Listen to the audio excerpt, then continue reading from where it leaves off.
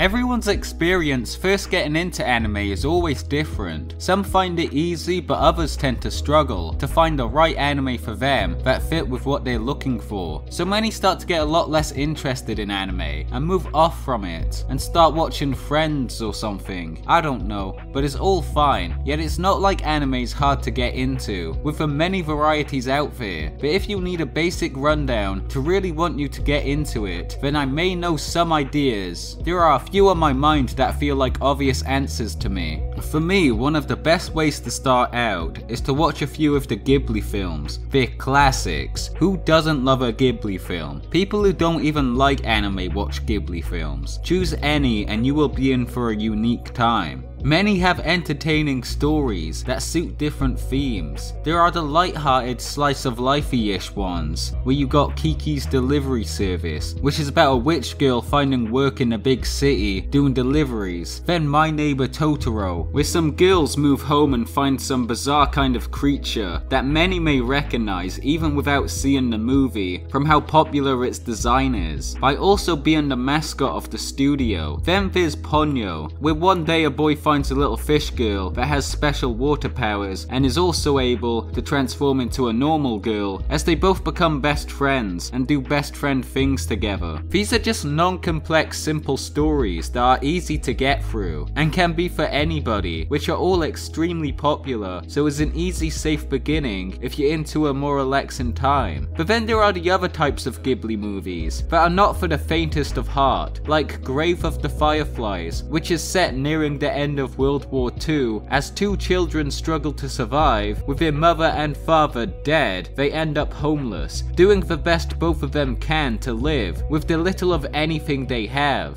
Princess Mononoke, about a big demon pig and other demony anomalies. There's a talking wolf and stuff about deforestation, which leads to stuff such as war. The story can be unsettling and violent at times. You see someone's arms get severed or a dude's head get flung off by an arrow. I kinda get why some question the age rating of this film, being only a PG, but I don't see the problem. I watched it when I was a kid. There's also Nausicaa Valley of the Wind, where it's nowhere near as violent or bloody, but it's got big bug-like creatures that evolved after a big nuclear war, and the Earth is pretty much destroyed at this point, with a much smaller population of people, with then a bunch of poisonous spores spreading across the globe. So as gathered, it's obviously not a great place, being a barely livable habitat for humans. But from these three, if you want a more deeper threatening plot, where it's more action heavy and a lot of danger to be had, then watch these for sure. But as for my personal favourites, which I have a few, first off we have Howl's Moving Castle, about a simple young hat maker that gets cursed and turns into an old woman. But for her to turn back, she meets a magical man, Howl, which from the title, he's got a very cool moving castle that has seen better days. There's also this little turnip boy. There isn't much to say about him, but I just love this guy.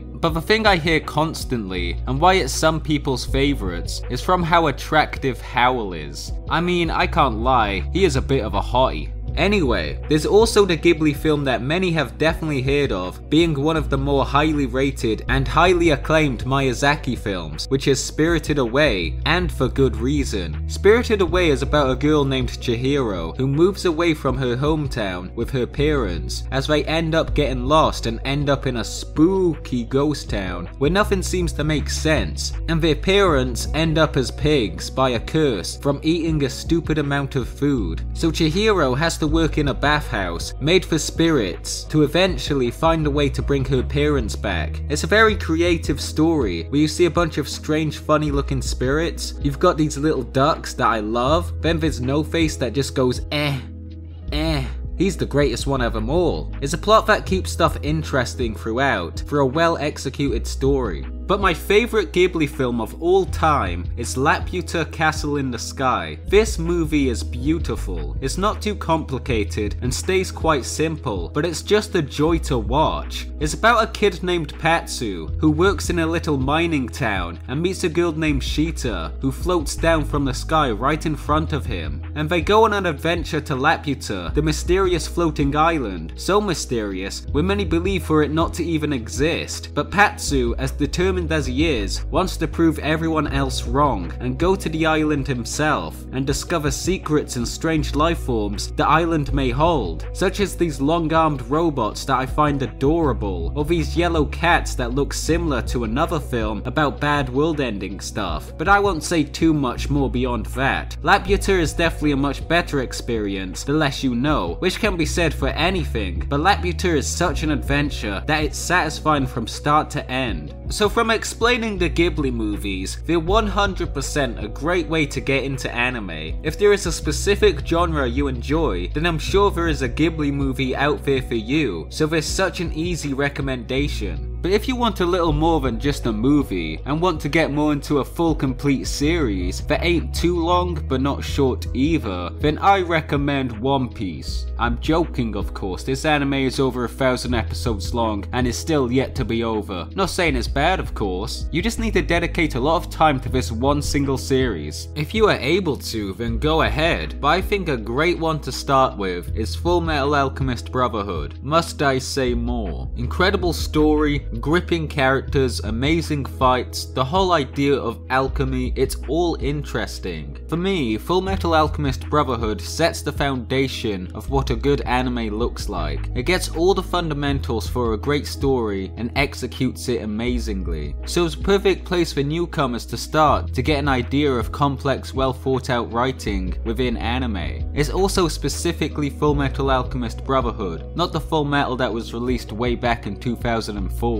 That one messed up in a lot of places, where it stops going by the source material and does its own thing. But if you are too busy and can't keep up with consistently watching a show with a very narrative plot, then I suggest Cowboy Bebop. If you barely have any free time, then I find Cowboy Bebop to work with that, since Cowboy Bebop is quite episodic, where you don't necessarily have to watch all the episodes in order. There are definitely some that you do need to, but for the most part, you could watch a random episode and have an idea of what's going on. And the show is just cool. It's about a group of bounty hunters in space tracking down many victims, but always ending up to be very poor. It's also interesting how it seems to be set in the future, since they have advanced spaceships and such, yet it's set in a very western style, mixing them both together for a unique theme. We also have a pretty fun cast of characters. We've got Ed, that knows their way around gadgets and electronic stuff, which also has a very energetic personality. There's also Ein. I like Ein because he's a dog. Then the main man Spike Spiegel, who is the cool, calm guy, yet causes a scene when he's sick of eating nothing but green bell peppers. Yet they're poor, so he's got no choice. Cowboy Bebop is an easy show to just sit, relax, and unwind by watching an episode of the group almost getting wiped out by a parasite, all because Spike left a lobster in the fridge for way too long and completely forgot about it. Or an episode where they trip out on mushrooms. That's a fun one. But what if you're not as much into the realistic look of all these for some reason and want something more cartoonish? Then Mob Psycho 100 is the way to go. Mob Psycho has a lot more of a silly, goofy feel. The art style is a lot different as well, making it quite expressive and animated, with a plethora of characters that are lovable. Mob is quite a socially awkward introvert that was born with psychic powers he never even wanted. Then there's this Hanazawa kid that also has psychic powers that got his hair completely cut and decides to wear a really long wig for whatever reason. But then there's the best of them all, Reigen Arataka. This beautiful man made this anime so much more enjoyable. He's a con artist that lies about having spiritual powers and gets Mob to do all the dirty exorcism stuff for his clients he profits from. Sure, he sounds bad, but he's so entertaining. I've honestly talked about this guy way too much. I've dedicated an entire video to him. But anyway, Mob Psycho is a great anime to watch if you enjoy the more light-hearted silly stuff to just have fun with. It's not too long either. It's a complete story with only 37 episodes. So those are the anime I find to be the best experience for newcomers to get into. I could have talked about a lot more, like Frieren maybe, but I already talked about that quite a bit in the last video. Besides, all these are a good enough start point to hopefully get people to expand and explore into different anime genres.